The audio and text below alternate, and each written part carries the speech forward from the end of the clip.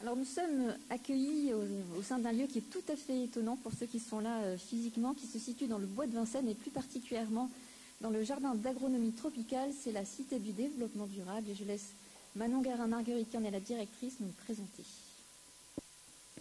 Bonjour à toutes, bonjour à tous. Pour moi la photo ressemble un tout petit peu.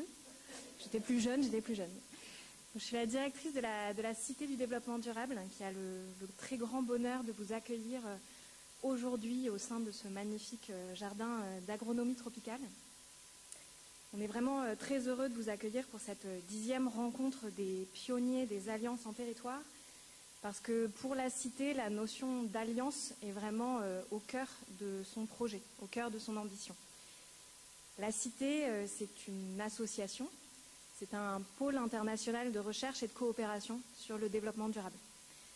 C'est une association qui est composée aujourd'hui de 24 organisations membres, dont la très grande majorité ont la grande chance de travailler au quotidien dans ce jardin, d'y faire vivre leurs projets, d'y rencontrer des publics, d'y construire des agoras de discussion. Et dans ce sens, on est vraiment heureux que cet événement puisse se dérouler ici aujourd'hui. Ces 24 organisations, elles ont, au-delà de leur co-résidence dans ce jardin, elles ont pour point commun d'aborder à leur manière les questions de développement durable et de solidarité internationale.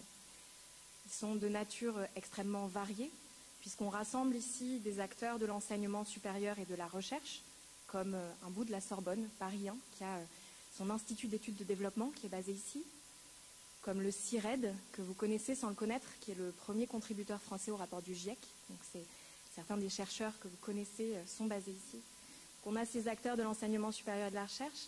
On a aussi des réseaux et des coalitions, comme Commerce Équitable France, par exemple, des ONG de développement, comme Agronomes et Vétérinaires sans frontières ou le GRET, des entreprises de l'ESS ou encore des associations locales. Et on a également la chance d'avoir une agence de développement à nos côtés, qui est l'Agence française de développement, qui n'est donc pas résidente ici, mais qui est membre de plein droit de l'association et avec lesquelles de nombreuses passerelles existent.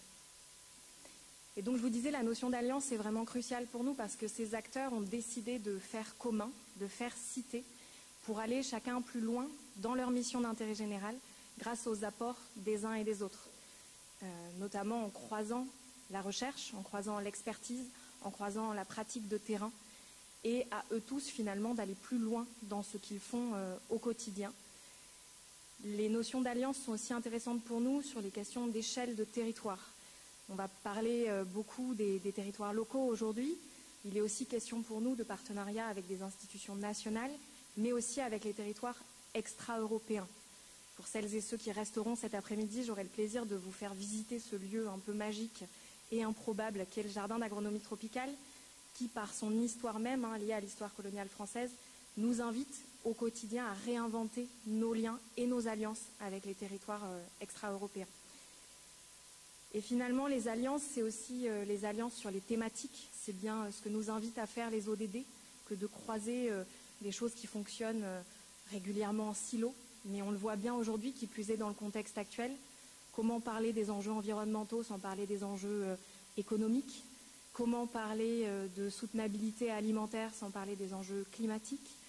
Voilà, donc nous, on travaille vraiment aussi à réfléchir en commun à l'interaction entre ces thématiques.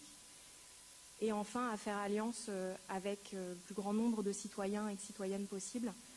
On le voit bien dans le contexte actuel qu'on évoquait dans les premières prises de parole. Les transitions ne pourront se faire qu'à condition d'embarquer le plus grand nombre possible d'acteurs, mais aussi le plus grand nombre possible de nos concitoyens, en essayant aussi de se mettre à leur écoute et de leur apporter dans ce climat tendu le maximum, en tout cas c'est le rôle que nous on se fixe, d'espace de débat, d'espace de rencontre, de contenu et de production scientifique de qualité pour remettre un peu au centre du débat la production scientifique. Voilà, je ne vais pas faire beaucoup plus long pour cette introduction parce qu'on a une belle journée qui nous attend. En tout cas, on est à nouveau très heureux de vous accueillir sous l'égide de ce bel ODD 17 qui va guider notre discussion autour des partenariats aujourd'hui.